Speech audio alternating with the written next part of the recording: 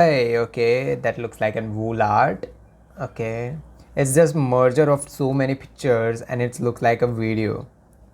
Play, okay, that's an okay. That handwriting looks too good, man.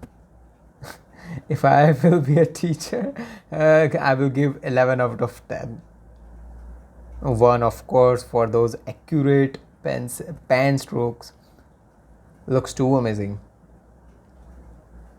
Play, okay, that's an alien. Okay, that's a tattoo, man. Amazing 3D tattoo.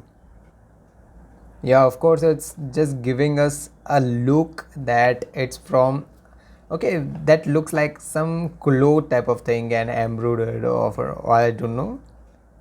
I don't know that specific word for that. It looks too cool. Play, it looks like in calligraphy. Oh, this pen I have seen on Instagram. I have never used this type of pens for calligraphy. I have used those stationary pens. Okay, that's and something amazing accuracy for making alphabets. Okay, what is some? Oh, that all look too perfect. Okay, rain, rainy. I don't know. Of course, rainy day.